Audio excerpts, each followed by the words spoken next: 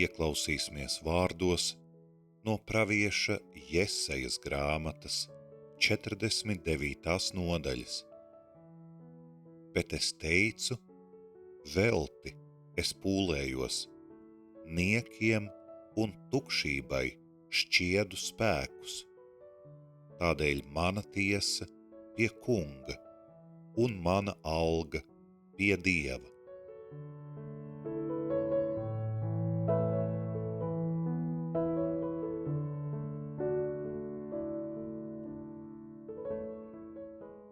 Debes Tēvs, mēs pateicamies par jauno dienu, par vēl vienu šodienu.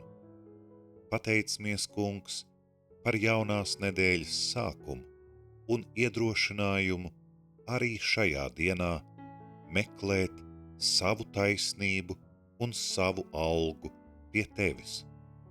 Mums dažkārt gluži kā senajam pravietim nākas atskārst un atzīt, ka kaut kādos dzīves aspektos esam pūlējušies velti, esam izšķieduši savus spēkus niekiem un tukšībai.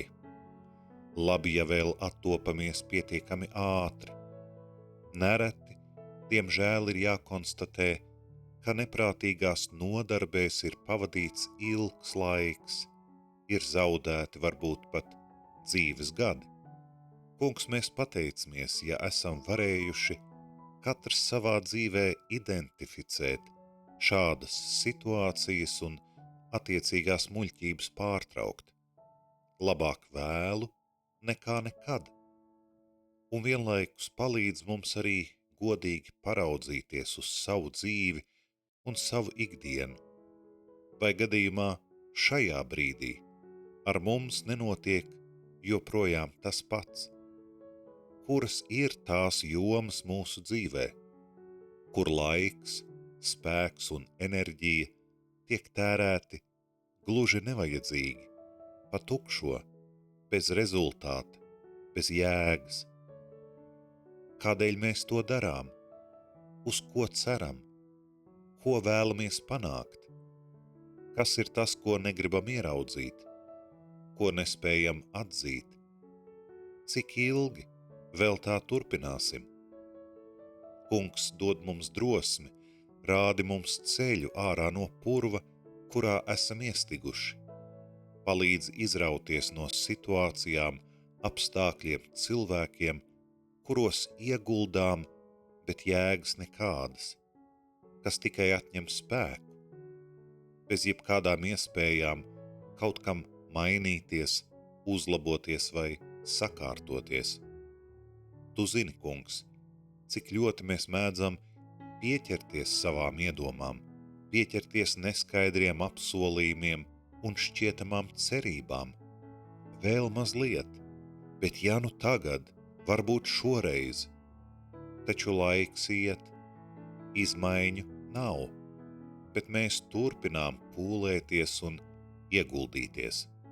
Un jo ilgāk to darām, jo grūtāk ir apstāties. Tādēļ, ka ieguldīts tik daudz, iztērēts tik daudz, un ir sajūta, ka ja apstāsimies, tad būsim pazaudējuši visu. Tādēļ jāturpina.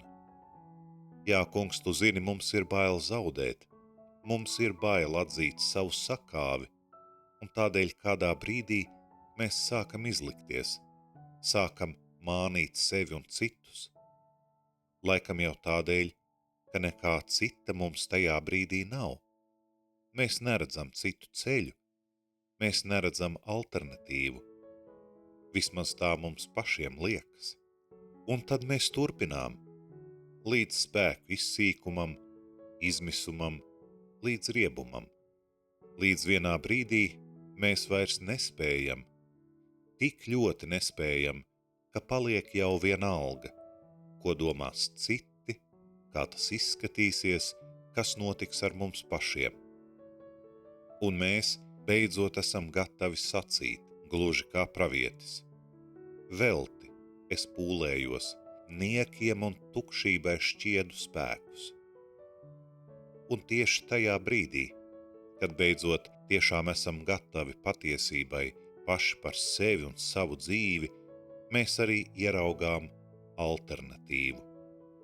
Tevi, Kungs, tavu iedrošinošo klātbūtni, kas izrādās mums visu laiku ir bijusi pieejama, jo patiesībā bez tās mēs vispār nespētu eksistēt. Bez tavas žēlastības un svētības mēs vispār neko nespētu paveikt. Bet tieši tajā brīdī, kad beidzot esam gatavi atteikties no sevis mānīšanas, mēs saprotam, ka īstā taisnība un īstā alga ir meklējama pie tevis, Kungs.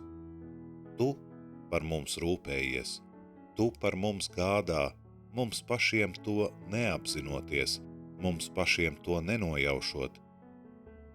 Varbūt tas nozīmē, ka drīkstam būt drosmīgāki savās izvēlēs un dzīves izvērtējumā. Varbūt biežāk nekā līdz šim mums ir jāveic savas dzīves revīzija, lai pārliecinātos, kur tad tērējam savu laiku, spēku un enerģiju, un viss nevajadzīgais, liekais, neliederīgais ir jāatmet, jānoliek malā. Un nav jau vienmēr runa tikai par kādiem fundamentāliem, izšķirošiem dzīves jautājumiem. Tu zini, Kungs, mēs esam meistari sevi izšķiest un iztērēt arī absolūtos sīkumos un nenozīmīgās muļķībās. Debes Tēvs, palīdz mums pamanīt tos brīžus, kad esam kaut kur iestrēguši, aizķērušies, kad esam kļuvuši neefektīvi, kad mūsu dzīves resursi tiek tērēti neliederīgi. Tādās reizēs palīdz kļūt izlēmīgākiem, apņēmīgākiem, nenobīties no iespējamām pārmaiņām, lai cik lielas vai mazas tās būtu. Svarīgāk ir apzināties pārmaiņu nepieciešamību un to, ka tu pats, Kungs, esi gatavs mūs atbalstīt un par mums rūpēties, kā patiesībā vienmēr to esi darījis un dari joprojām, un mūsu alga patiešām ir pie tevis, arī šodien.